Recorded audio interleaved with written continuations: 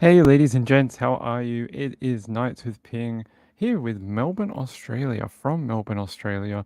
It is a very wet and not hot anymore, Australia. Well, Melbourne at least. It is really rainy outside. So there's your little weather update from Melbourne, Australia. I see Flying DJ in the chat. He says this is the official national weather forecast for Austin, Texas tonight.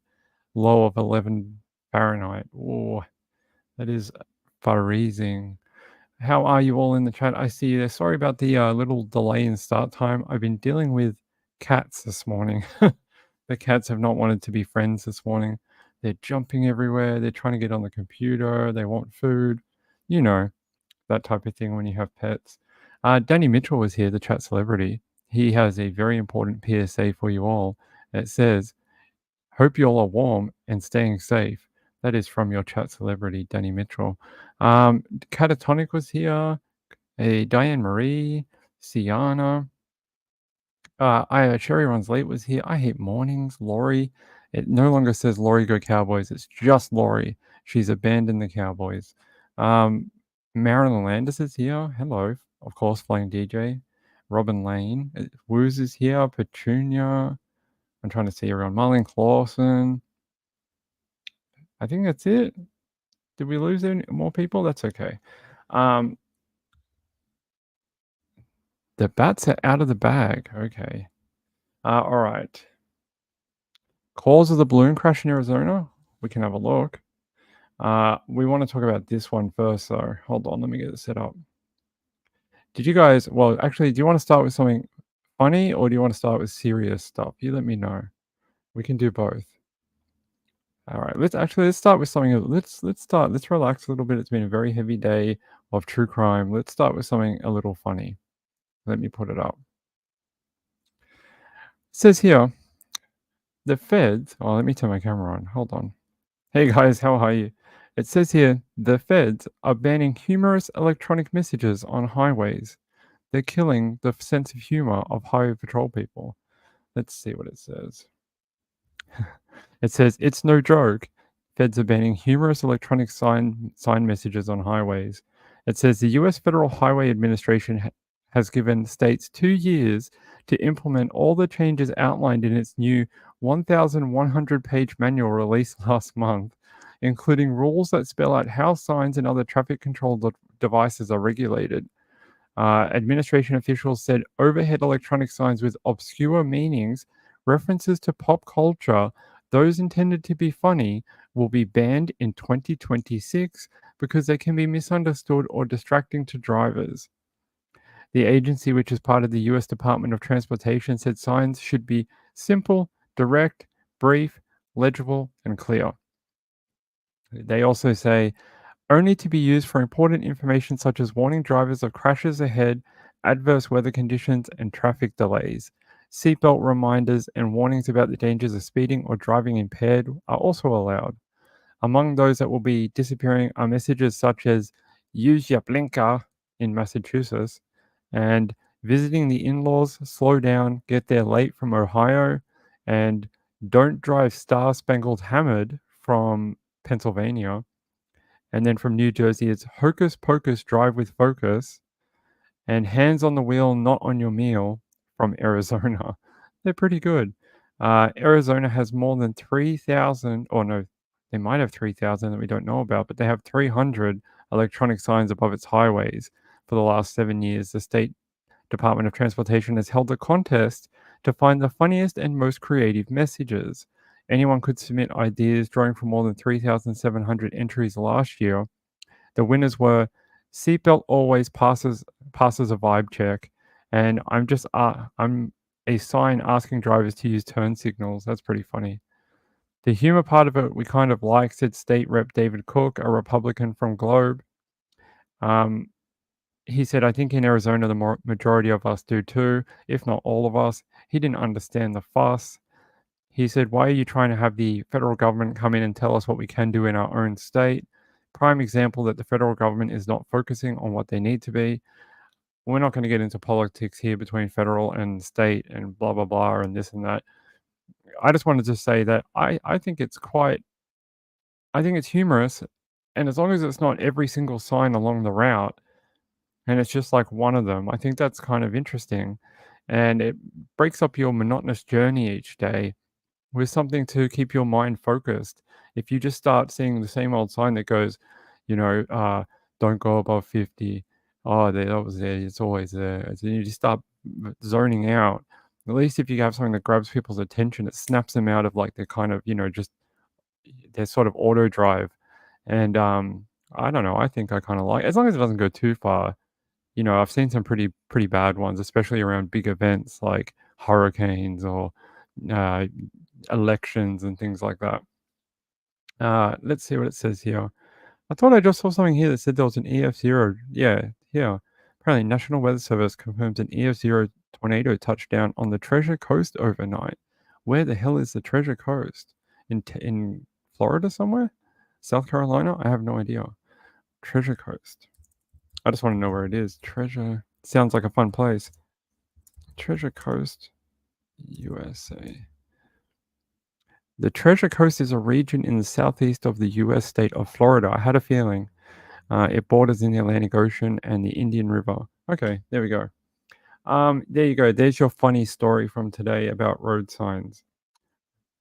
Robin Lane says, I guess Florida can say goodbye to click it or ticket. That's a good one.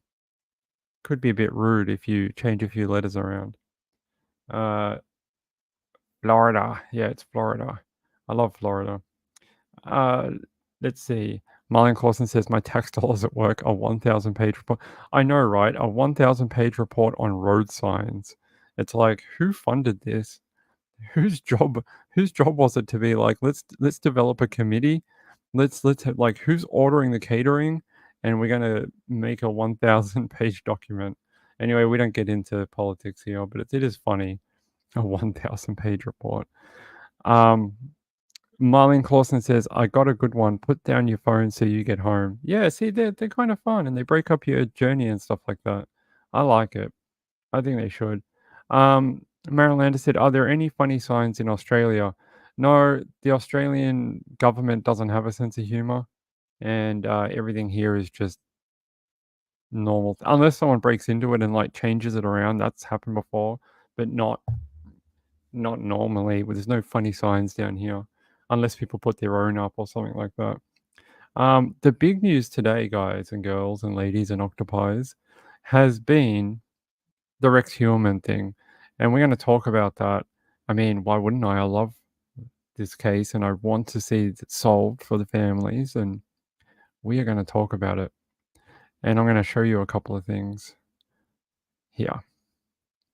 Let's go to our friends at KS8W. Action News. I love how they have that in America. They're all called like Action News. What does that mean? I don't know. It says here, Riverhead, New York, an architect charged in the string of slayings known as the Gilgo Beach killings, was accused Tuesday in the death of a fourth woman. Yay, we finally got the long outstanding, what could be the first of those four, like the first of his killings, but I don't think so.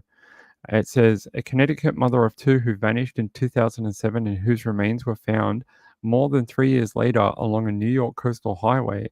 Rex Heuermann was formally charged in the killing of Maureen Brainerd Barnes months after having been labeled the prime suspect in her death when he was arrested in July in the deaths of 3 other women.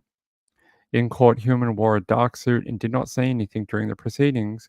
He will continue to be held without bail. The judge set the next court date as February 6th. Well, it's starting to heat up. We're starting to get more court dates. This is going to be, if there's going to be one big trial this year, it will be this. I know that we've got Chad not this year, right? It's 2025. So this might be the big one this year. Heuermann has maintained his innocence from day one and looks forward to defending himself in court, said his attorney, Mike Brown. He entered a not guilty plea at the latest charges. Brown said he is still reviewing new information presented by prosecutors in court documents Tuesday morning. Prosecutors said Heuermann also searched the internet for phrases that suggest he was afraid of getting caught, including, how does cell site analysis work? Gilgo News, how cell phone tracking is increasingly being used to solve crimes, and phrases with the term Long Island serial killer.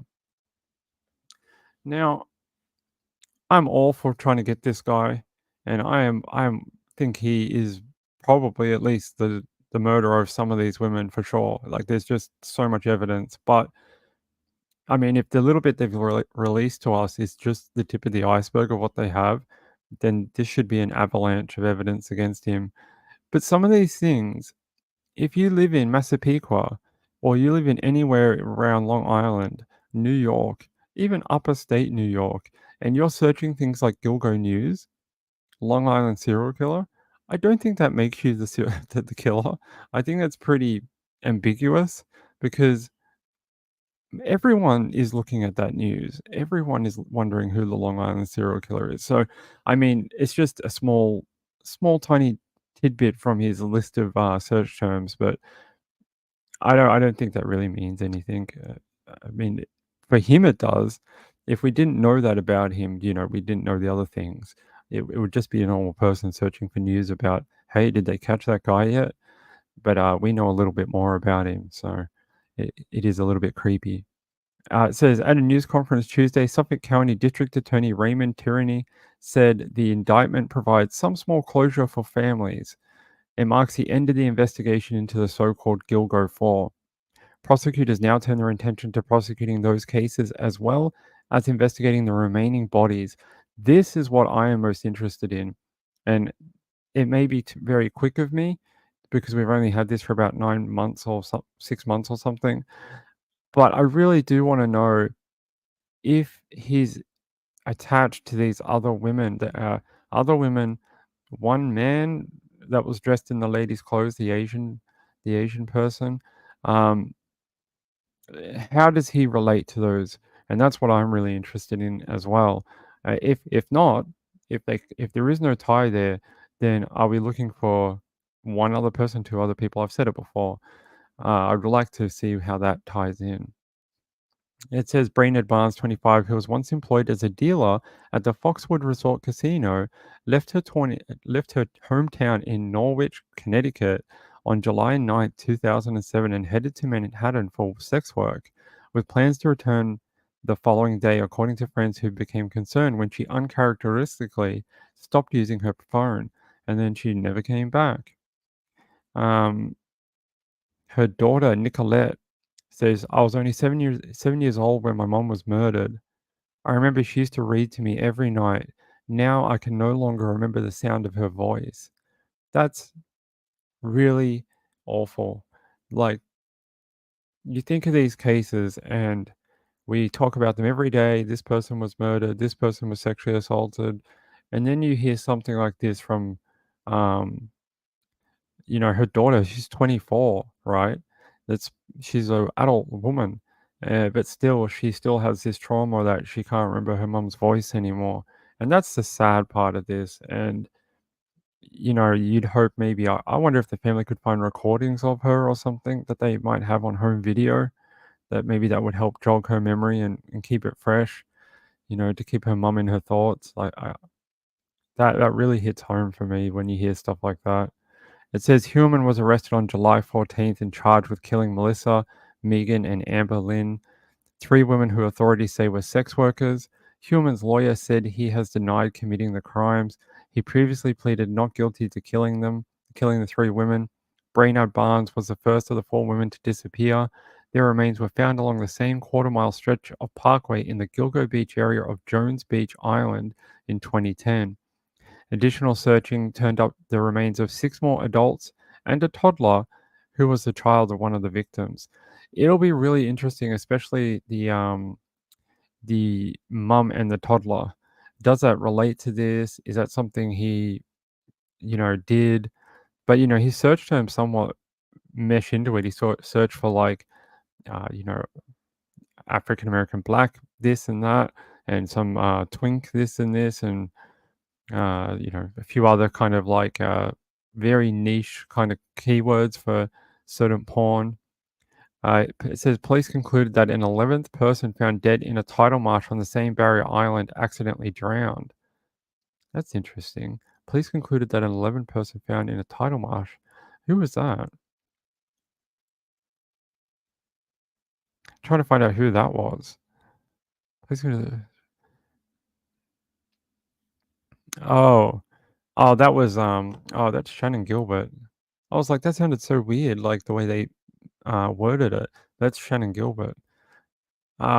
It also says here, investigators have said, no, like, let's not worry about that. That's just a rehash of the case. Let's show you this. Let's get down to here. They reckon they have some proof here. This is a bank statement from Bank of America, and it shows Atlantic City, New Jersey, and there you go. You can see this I guess here is Atlantic City charges for doing different things, and he's saying based on post-arrest interviews with witnesses, including defendant Heuermann's wife, Miss Asa Ellerup, the task force was able to corroborate that Miss Ellerup and her two children stayed in Atlantic City, New Jersey from on about July 6, 2007 through or about July 20th, 2007. So about 2 weeks, 14 days. The trip began with the defendant Heuermann remaining in New York.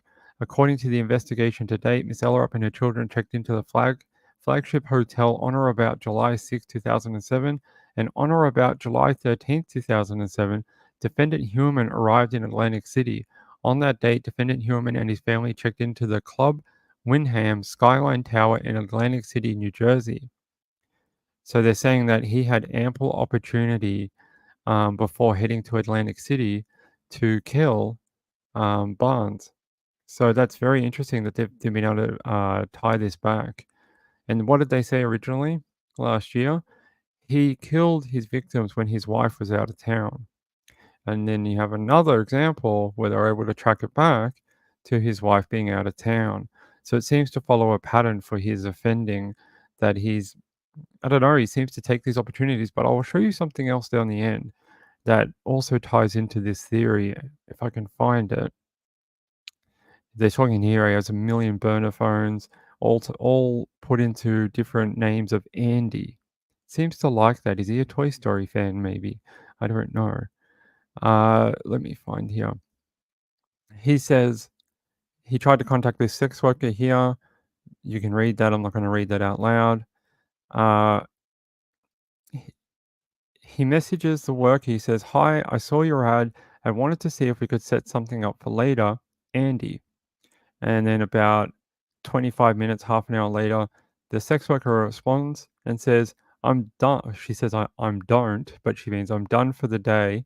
Does tomorrow work? He writes back and says, I'm working all day. I was free today. My wife is out for the day, working Monday.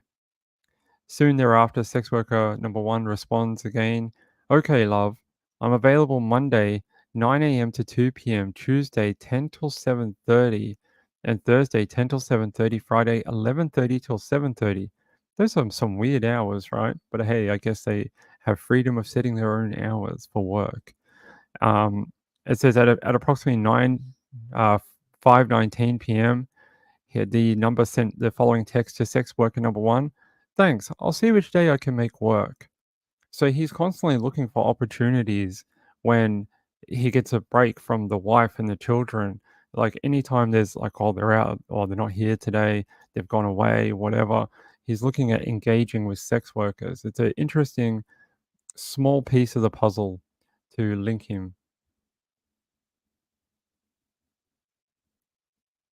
I'm just going to see what you guys are saying in here for a second. I haven't read the chat much. Tune in tonight on Web Sleuths to hear what this is. Insightful One says, I have an opinion on how Asian male relates. Thank you. Tune in tonight with and see what she thinks.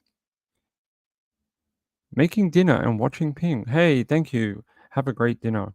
Lula. Hey, Lula. How are you? I just wanted to see if you guys had an opinion on any of this because I like to make sure my chat is well represented when I'm talking. No, you guys are talking about the weather. Yeah, everyone's just saying hi. Okay. Mopping. Moonlight View is mopping. It's great. Groundbreaking true crime from Moonlight View with a mop. Hey, Uda, how are you?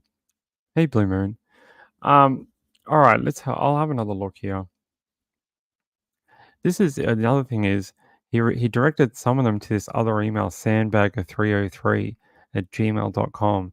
He says, Andy here, email me at sandbagger303 at gmail.com. We can talk bed info. What kind of code is this?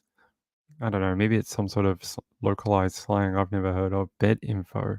It sounds like he's trying to buy a bed. Can you contact me? I would like some bed info. How many pounds can it take? How wide is it?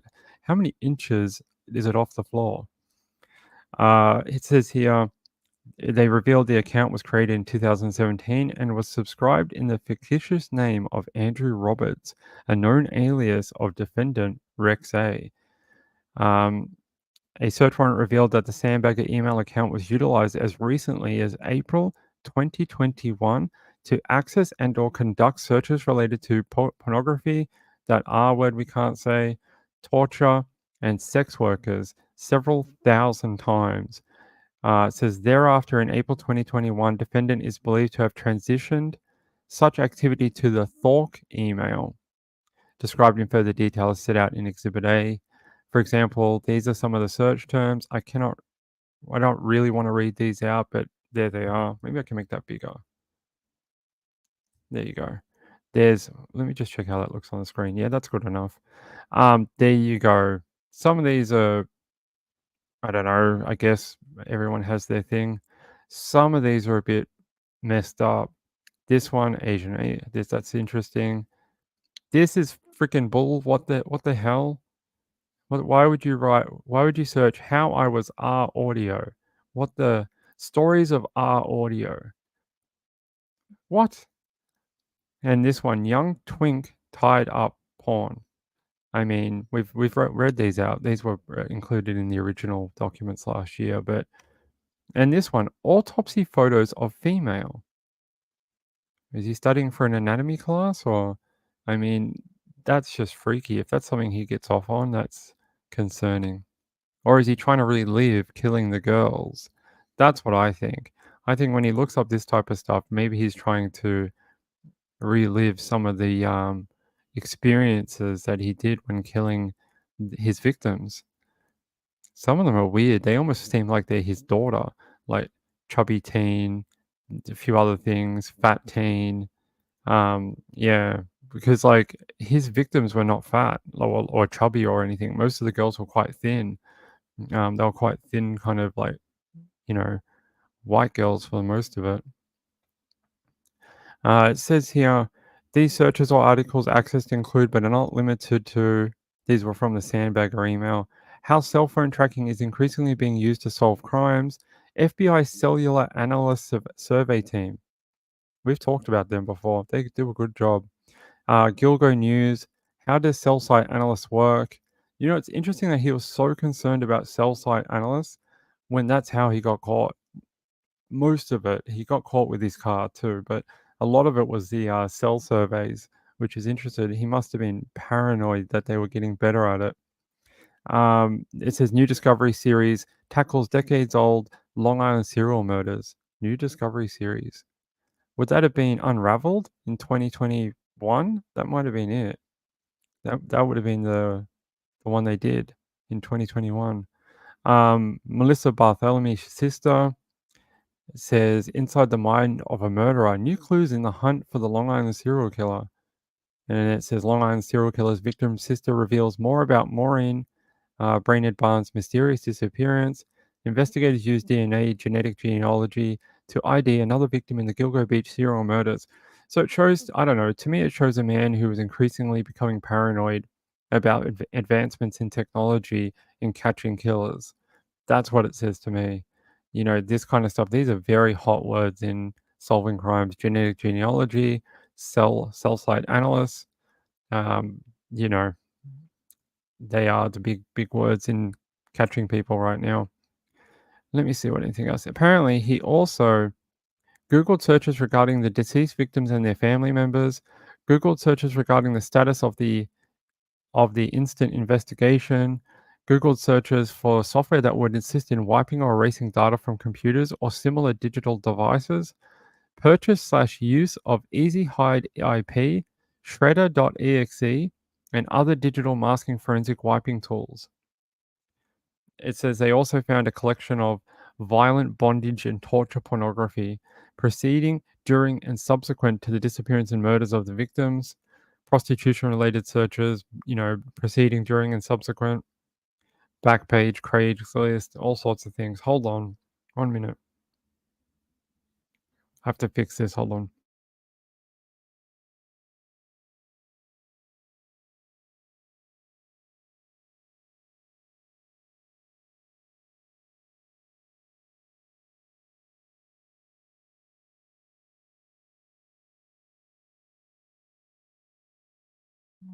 I'm concerned about Leisha. She says, damn, I just don't have it in me to do that. I'm a big chicken and a germaphobe. Plus, boys have cooties. Leisha, you have to be over 16 to be in this chat. maybe she's having a regression to her teen years. What's going on, Leisha? Hey, Shelley. Hey, how are you? She says, hey, from Nova Scotia. Hey, good to have you. Hope it's not too cold in Nova Scotia. It's such a great. I've watched so many documentaries on that area. I don't know if this was from the same area, but there used to be a show called Flying Wild, and I used to love watching that show. It's such a great show, and then they took it off the air like they always do. Let's get back to this. It says investigators believe this was an attempt to shred any digital evidence of the laptop computer being utilized to search for Melissa Barthelomew's prostitution advertisement. Moreover, an analysis of defendant Heuermann's laptop computer reveals that on September 1, 2010, at approximately 9:03 p.m., defendant Rex A. Heuermann accessed Amber Costello's Backpage ad just hours before the ruse occurred, as described in Exhibit A. I'm guessing the ruse they're describing in Exhibit A is that when he went to the house and then he got basically frightened out of, like, they basically chased him away? I wonder if that's what I'll have to go back. But it's interesting that I've never heard this before, that they had evidence that he actually accessed the Backpage ads for the girls. So that's new information, at least it is to me. Yeah, this bit here. Rex A. Human accessed Amber Costello's Backpage ad just hours before the ruse. Yeah, to me that's new. Approximately 2 hours later, at approximately 11:33 p.m. and 11:34 p.m., a burner mobile linked to the defendant had communications with Amber Costello's phone.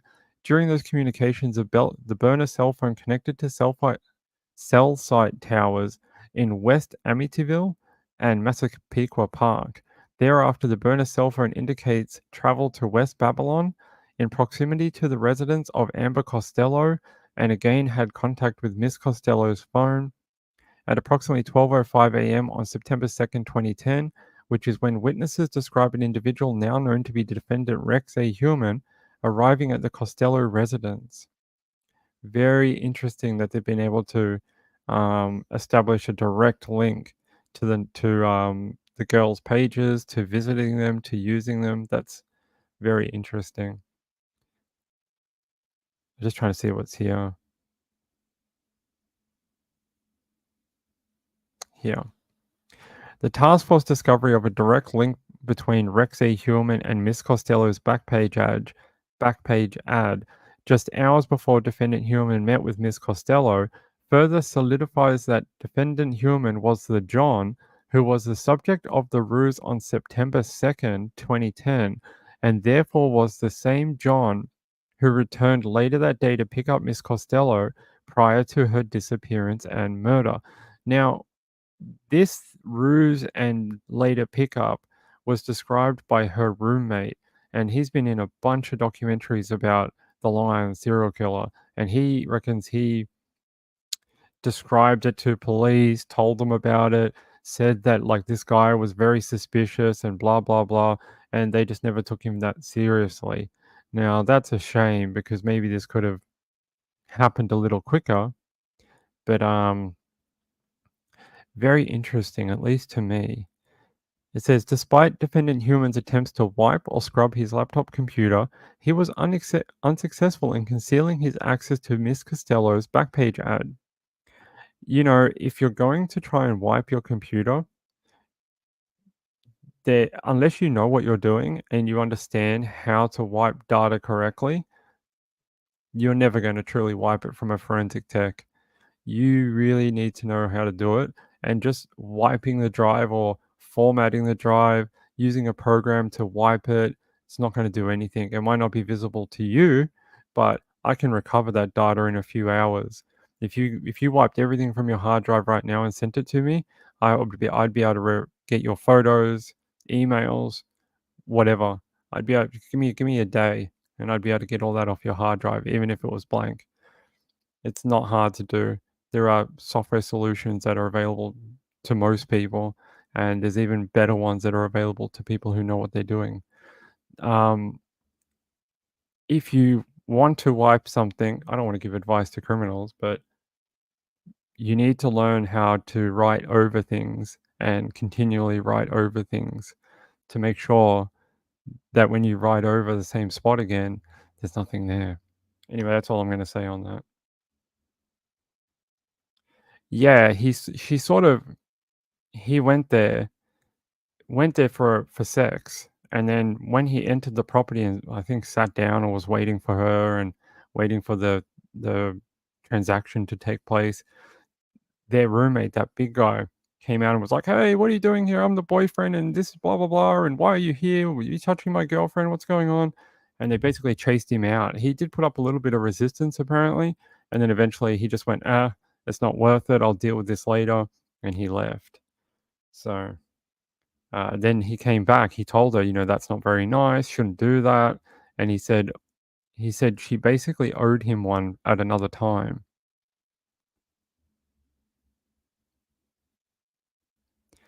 Tina Lucille says there's an awful lot of ass's hair on the girls. She may have not been home during the initial contact with the girls, but she is sus to me.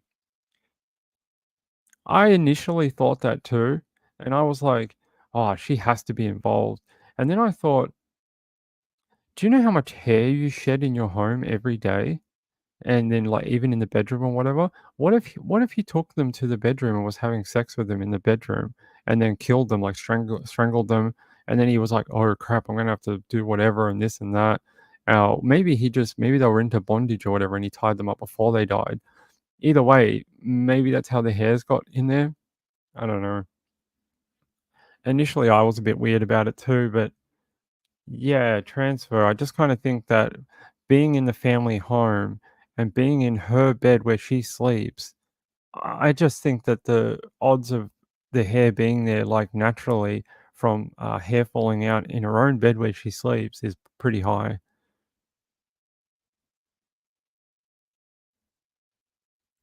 I think that was the weird key to a lot of these girls, that he asked a lot of them to either leave their phone behind, not bring a phone, he'd pay more if they didn't bring a phone, that type of thing, and, that's really sad that they felt the need to have the money, that they felt okay taking that massive risk. I I would find it I don't know how she would be involved. Do you think maybe she helped move the bodies later? I'm not sure if that's possible. We'd have to look at how long she was away for, when the girls were dumped. Yeah, that bit of information would have to solidify, and then have a look at how that plays. U Until then, I would just treat her as a victim, you sort of have to. And they actually say here, I'll show you. Let's I don't wanna read all of this because otherwise we'll be here for 9 hours, but I wanna read you the interesting bits. So here, let's read this. On or about July 14th, 2023, members of the task force met with defendant Heuermann's wife, Asa, as well as his daughter, Victoria, and stepson, Christopher, and obtained buccal swabs on consent from each of the three individuals. The task force transported these swabs to SCCL and requested that said items be tested against the DNA profiles developed from 11 bottles previously collected from garbage cans placed in front of defendant Heuermann's residence on July 21st, 2022, as well as a 12th item, a Monster Java can described Infra. Okay. Is that the brand or the flavor or whatever? It says on May 25th, 2023, undercover agents of the task force conducted physical surveillance of Victoria Heuermann, the then 26-year-old daughter of the defendant. During said surveillance, agents observed Victoria board a Long Island Railroad train at Penn Station, which was headed eastbound towards Massapequa Park. The undercover agents then boarded the train and observed Victoria Heuermann drinking from a gold color Monster Java can seen below. Here's her on the train. That's so creepy. Did she know they were there? That's almost like a spy thriller, isn't it? Like one of those Jason Bourne type movies. We've got to get the can from the individual, and we're trying to keep a close eye on her. It is sort of like really freaky. It says once the LIRR train arrived at Massapequa Park Station, undercover law enforcement observed Victoria Heuermann exit the train, discard the can into a trash bin, and walk away from the station. The undercover agents of the task force then secured the gold color Monster Java can from the trash receptacle, and the can was subsequently transported to SCCL for further analysis. There you go. That's a very clean bag for a New York subway, right? It doesn't have a lot in it. It's got like three things: some sort of plastic bag, maybe an alcohol can with a paper bag that used to be around it, and the Monster Java can. There you go. And they're just saying that they developed DNA and they were able to match it. I'll show you the match history here. Where is it? They had like a match probability, and it was like 7,000,000%. Couldn't be anyone else or something. I'm trying to find it for you. It must be further down. Um, it says subsequent to defendant Rex A. Heuermann's arrest, the SCCL has been able to inter alia come to the following conclusions. My Latin is not very good, so sorry all the legal lawyers out there and people who love Latin. It says here, a female DNA profile was developed from the buccal swab of Victoria Heuermann, which matched the DNA profile obtained from the Monster Java can. And then it says 2, a female DNA profile was developed from the swab of Asa, which matched the DNA profile obtained from 2 of the 11 bottles/cans recovered from in front of the Heuermann residence on July 21st, 2022, which had previously been attributed to unknown individual B. DNA samples of the Monster Java can and the swabs from Victoria Heuermann and Asa Ellerup were sent to Forensic Laboratory Number 1 and Forensic Laboratory Number 2 for DNA profiling and further comparison. So they're just saying they basically they asked the lab to issue reports which contain the following conclusions. I don't think we'd ever heard this before. We knew about the belt. They showed the belt a few years ago. I'm not sure if this is the same one, but we'll find out.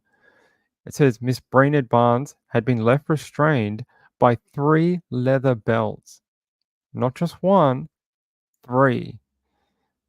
One of which was utilized to tie Barnes' ankle, feet, and legs together. During the examination of the belts, the SCCL recovered a human hair from the buckle of said belt, here and then after referred to as female hair on Barnes. On or about December 18, 2010, the SCCL was able to determine that it corresponded to a Caucasian hair fragment, although the hair was found unsuitable for nuclear DNA profiling at that time. It was subsequently sent to Forensic Laboratory Number 1 for further DNA analysis prior to the identification of Rex Heuermann as a suspect. Recently, Forensic Laboratory Number 1 was also able to generate DNA sequencing data for the female hair on Barnes. Forensic Laboratory Number 1 was able to conduct a 1-to-1 autosomal nuclear DNA comparison between said profile. Oh, my voice today is going to be so messed up after this. It said Asa Ellerup's SNP genotype file, which resulted in the following conclusions. The DNA profile generated from female head on Barnes, which was recovered from belt buckle, used to restrain Brainerd Barnes, they're saying that the hair that was found on the belt buckle used to restrain her remains is 7.9 trillion times more likely to have come from a person genetically identified to Asa SNP genotype file, then from an unrelated individual 7.9 trillion times. Is there even 7.9 trillion people on Earth? Hold on. How many people are on Earth?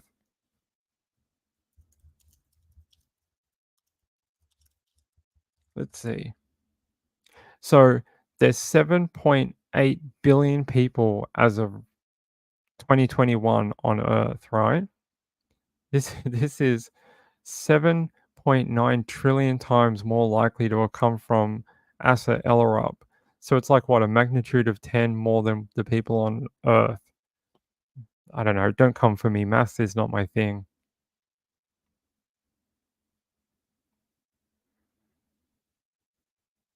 What are we asking Ping? I want to see. Where's Moonlight View? Molly, Moonlight View says, just today I was like, how am I going to dispose of my computers? Let me know if you figure it out. This is how you dispose of your computers. Open the computer up, remove the hard drive. You can throw the rest away. Don't worry about it. That doesn't really contain anything that you have to worry too much about. You can throw that away. The hard drive is a little different. You have two options. You can take take it out to the backyard and smash it with a hammer, a brick, whatever, and just smash it to smithereens. It'll never be recoverable then. Your other option is you can take it to there are places where they will put it through the machine and the machine literally has like giant teeth and like breaks it into like tiny little fragments and you can do it that way. The other way is you can get a screwdriver, take it apart, and then just smash all the little bits. They got like little records inside. If you imagine like a little record player, they got like little records inside, a whole stack of them. You can pull them out and just snap them, break them, make them go into a million pieces. That's how you don't get your data be found again. So other than that, you really just got to worry about the hard drive. Cheetah No More. Hey, how are you? Good to hear from you last night too. She says, I always said that it wouldn't be surprised if my hair ended up on Mars. Unfortunately, I lose so much of it that it is everywhere. I even have to cut it out of the vacuum brush or it overheats. I think everyone has to do that, especially if you have long hair. Right. Yeah, I think you are right. They did look a little scruffy. Although Human looked all right at work. He had like the slick back hair and like clean suits and things.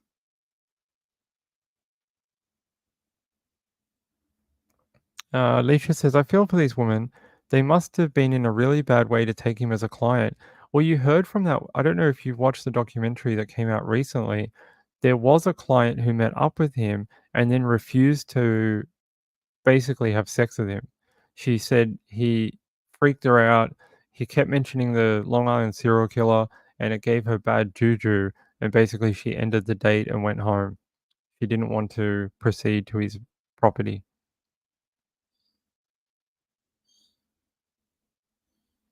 Sienna says, I did that once with a hard drive. It was fun, but too much work depending on how many you have. Yeah, if you have too many, just take them to a there are places that you can take it to that have the crush machines. Just find one. There's heaps of them. There's even heaps down here where I live. So, hey, Moonlight View. Yeah, she says, I've installed drives. I think this will be fun. Yes, go for it. Go for it with the hammer. That's just the easiest way of doing it for the common person. If you really wanted to do it some other ways, you could also get a really strong magnet and rub it across, but you need like an electromagnet to do it, and it wipes all the data off it. But yeah, get your New Year's resolution in order with smashing hard drives. You want to lose weight for the new year and get healthy? Sign up to Ping's hard drive smashing course. There you go. Yeah, sledgehammer would be good. If you got a sledgehammer, use that. Right, I agree, she's probably lucky to be alive. Whoops, we don't need that. Yeah, sledgehammer baby, that's right. Um, yeah, you can see here, they just got if this is only the tip of the iceberg on what they might present at court, it's gonna be an amazing trial, it really is, and I hope we finally have an answer and someone, done by a jury, we can finally close the book on at least the Gilgo Beach 4 at a minimum. That would be great. And it would close again one of the longest lasting mysteries in true crime. Well, not the longest. I mean, it's only been since 2009 or whatever, but it's been one of the big ones. It was like that and the Golden State Killer and a couple of others, and at least to me. So there you go. It's just more DNA sequencing. I tell you what, we already saw this. This was a pizza box that he discarded, and they got his DNA from because they were able to test it because he threw it away. Yeah, I'm just trying to see if there's anything else in here that we could find interesting. It's just, actually, this is interesting. It says the discovery of the victims. On December 11th, 2010, police officer John Malia was conducting a training exercise with his canine partner, Blue. I've seen him in a few documentaries about discovering the bodies. Along Ocean Parkway in Gilgo Beach, Suffolk County, New York. During the course of the training exercise, Blue located a set of human remains. The remains were later identified to be those of Melissa Barthélemy. 2 days later, on December 13th, 2010, the SCPD continued to search in proximity to where the remains of Melissa were recovered. On that date, members of the SCPD found 3 additional sets of human remains within 1/4 mile of the first discovery. These additional sets of remains were identified as Maureen, Megan, and Amber. The cause of death for all women were determined to be homicidal violence. Be interesting to know what that means in the end. Homicidal violence. So there's a bit more of a very specific map of where they were found. Really interesting.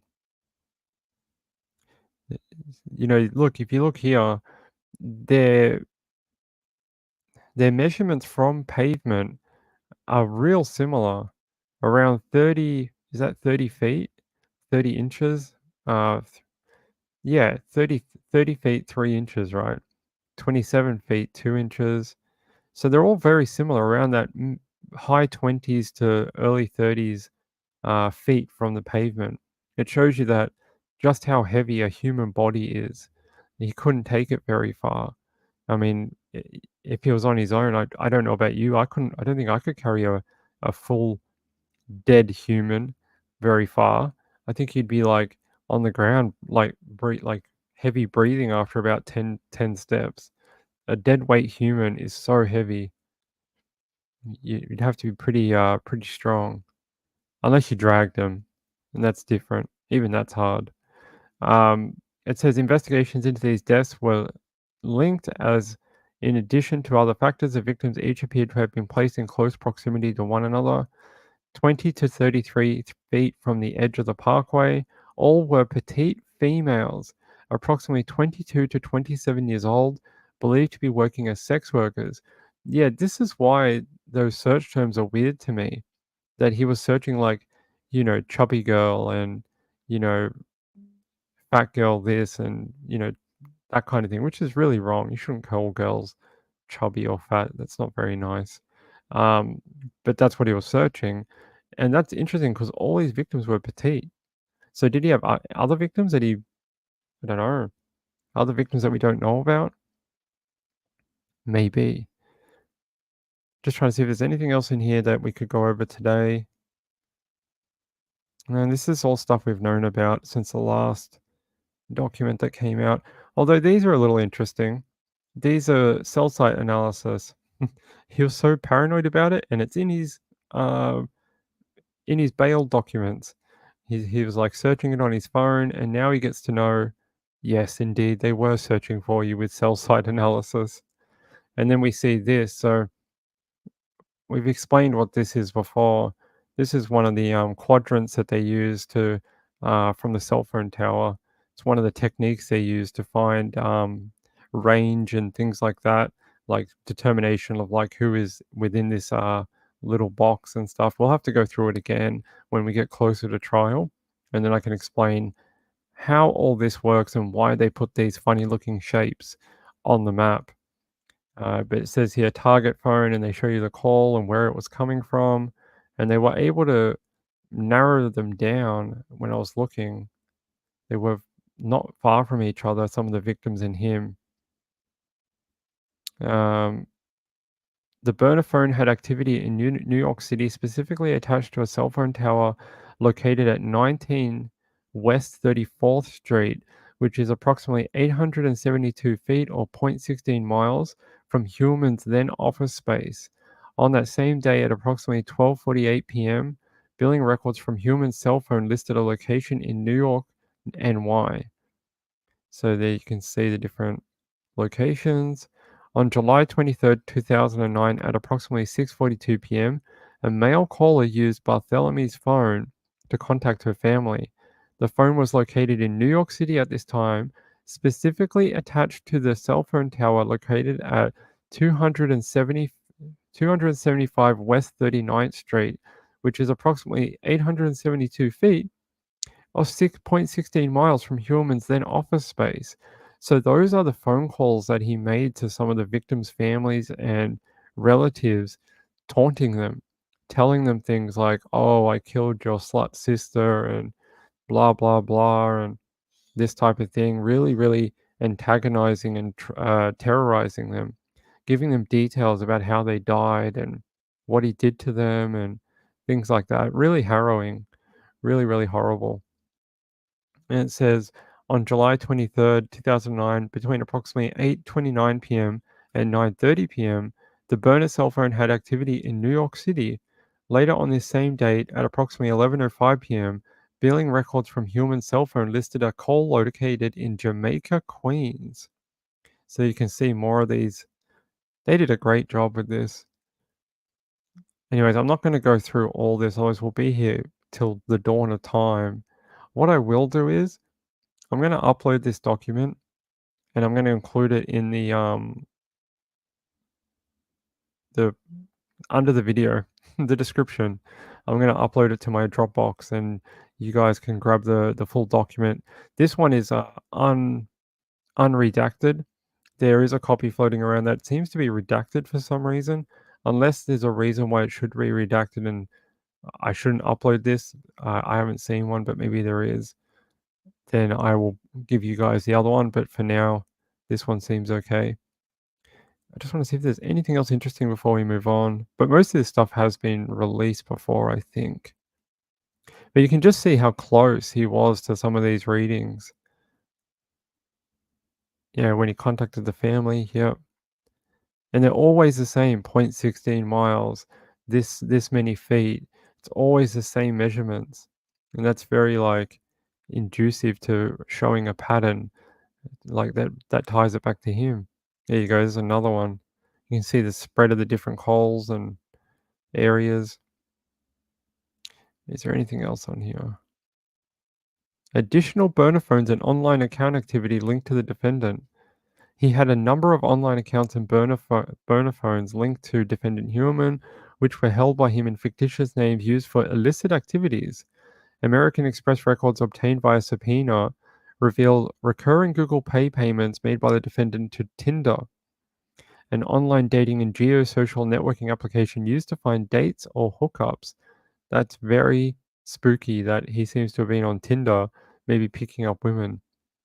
Records were then obtained from Tinder, which revealed that the Tinder profile was set up under the name Andy, with links to a burner cell phone, subscribed in the fictitious name of Andrew Roberts, using an email account springfieldman9 at AOL.com. The springfieldman9 at AOL.com account was established with AOL on January 15, 2011, in the fictitious name of John Springfield.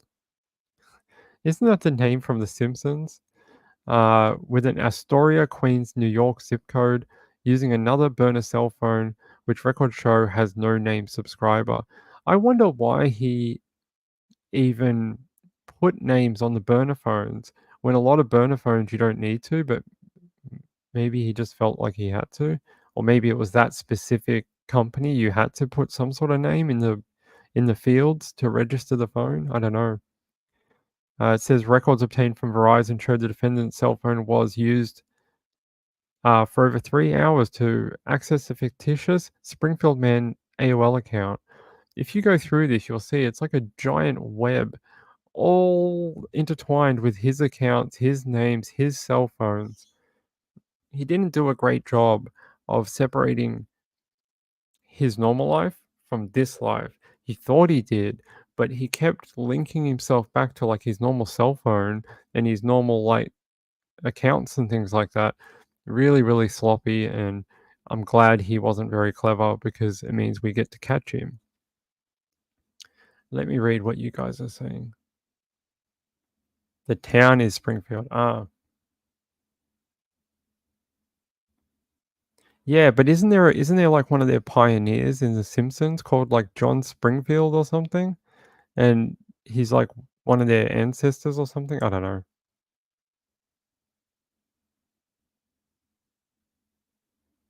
Hey, M. Sherman, how are you?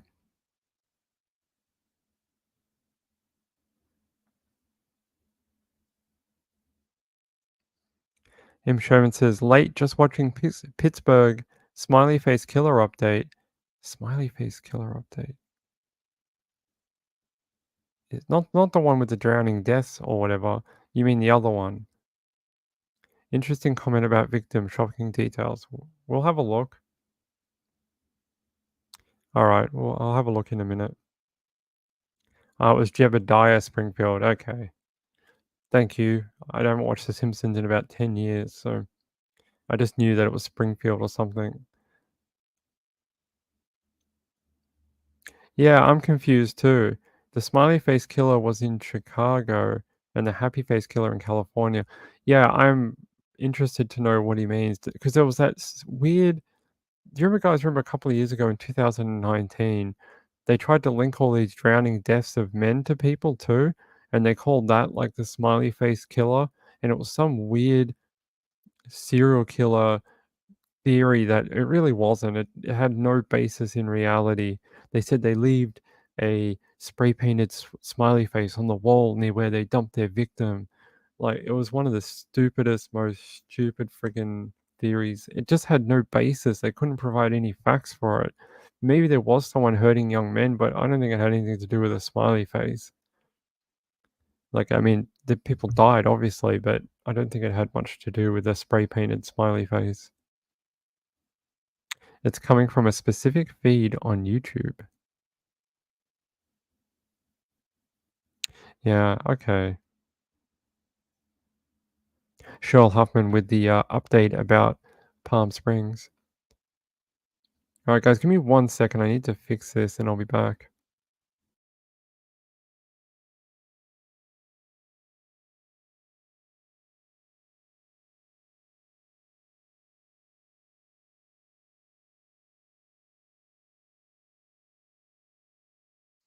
So, an interesting update out of the Long Island serial killer, Gilgo Beach killer today.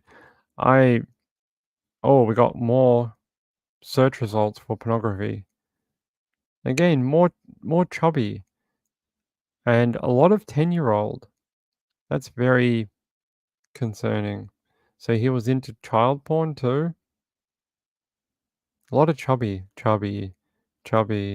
schoolgirl, girl, girl, more girl, preteen, slave girl. I mean, just a short, fat girl. Weird kind of random, like between two different types of things. Some are like, thin girl. Some are like this other wording. This is just what the hell.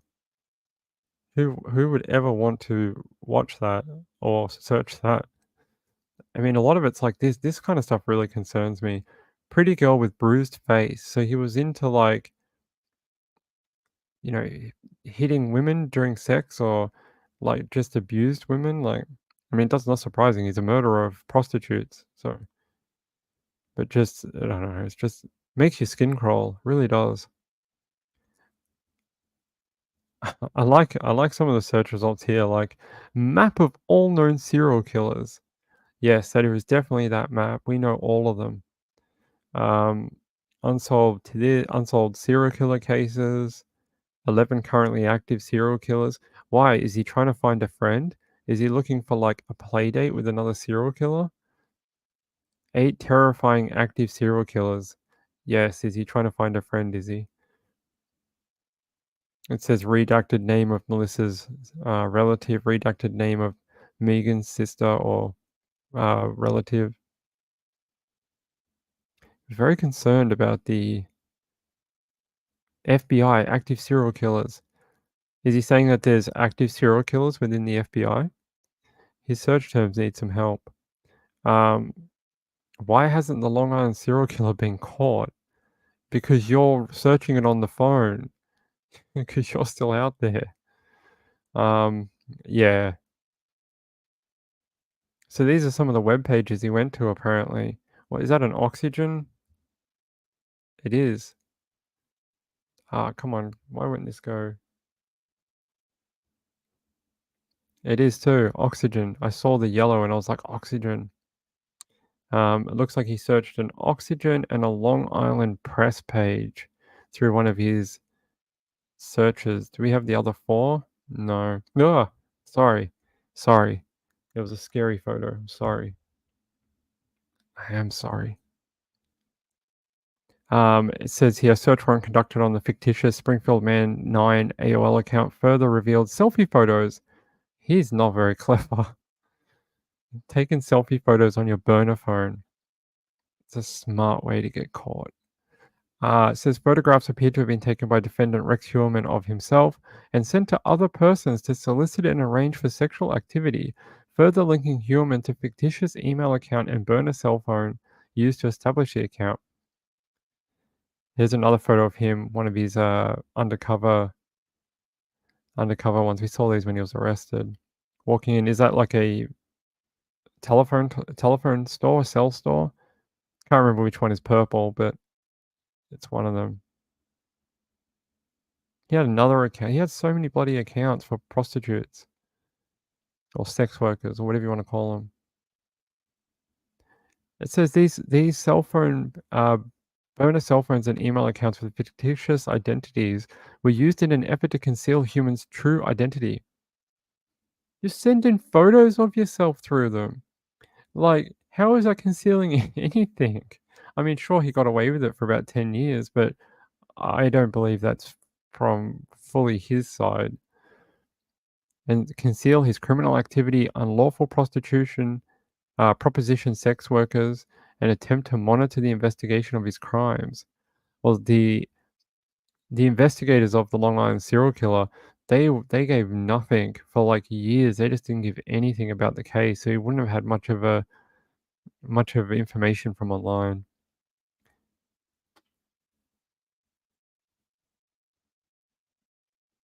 So Megan Waterman, 2 female hairs were recovered, one from outside the head area and the other from tape of the head area.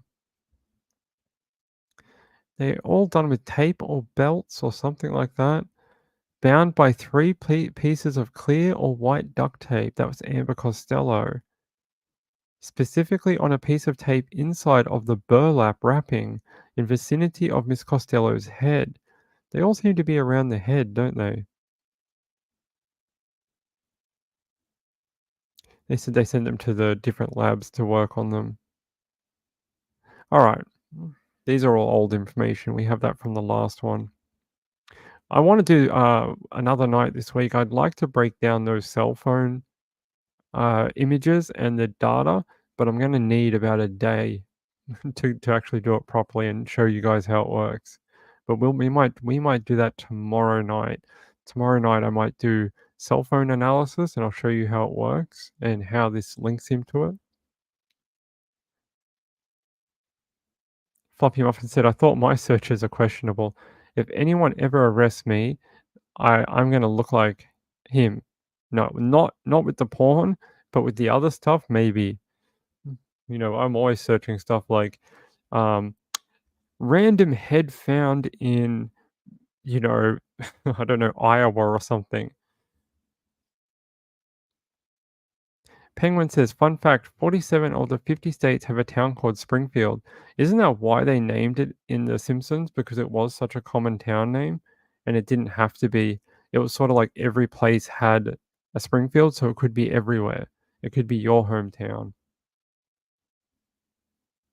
Um, Marlon Clausen says you have to show ID to buy a burner phone because terrorists use them. So I said this a while ago, and someone came up to me and said you don't need ID to buy a burner phone in America. And I was like, that's interesting because in Australia, the laws changed around 2006 because of the 9/11 and London and Spain and etc. terrorist attacks. The government here wanted a way to track cell phones to owners of the cell phone. And now you must show ID here in Australia to get a cell phone. If you want even a prepaid cell phone, you have to give 100 points of ID to sign up for a cell service, even if it's like one of those, pay as you go type things. So interesting. Looking for someone to blame. I don't know what you're referring to, Jojo. Let me just see.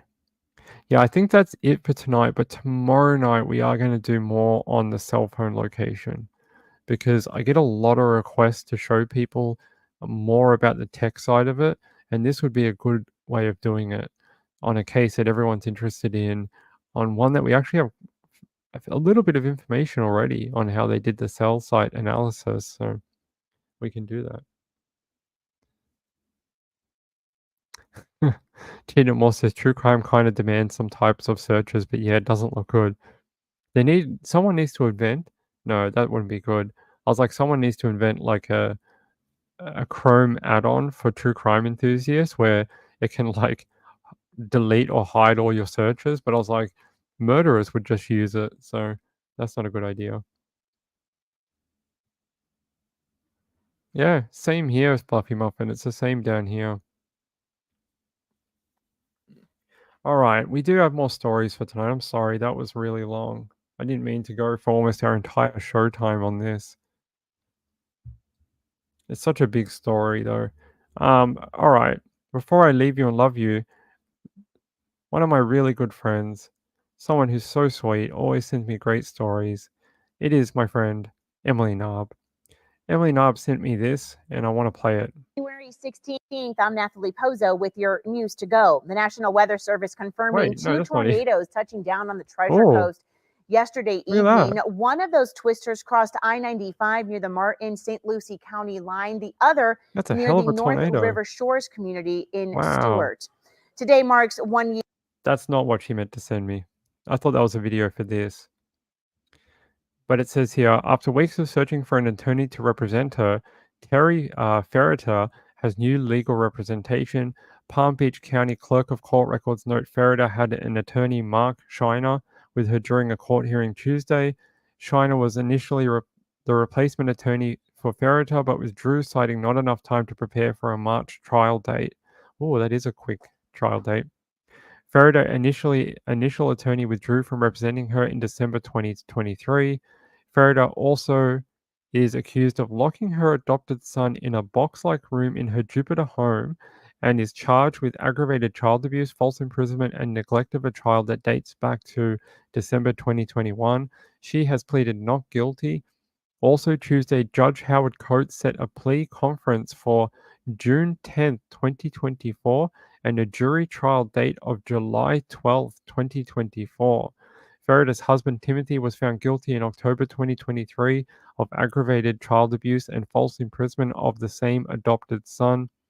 Weeks later, Timothy Ferreter was sentenced to 5 years in state prison and 5 years of probation. So you now have a trial date for her, and it's going to be in June. Wait, no, June is for the plea conference, and July 12th, 2024 will be her trial date if it doesn't get moved. and if her legal representation can build her case in 5 months. So there you go. We will see the other side of this. I mean, I can't imagine it's much different to the husband. Should get around the same thing. Thank you, Fluffy Muffin. It's very kind of you. You guys are very sweet. Yeah, that was Twister was cool, right? What a good looking Twister. Oh, really, Candy? I hope he's okay. Marlene says my bank reads me a thing when I open a CD that I'm not supporting terrorists. Weird.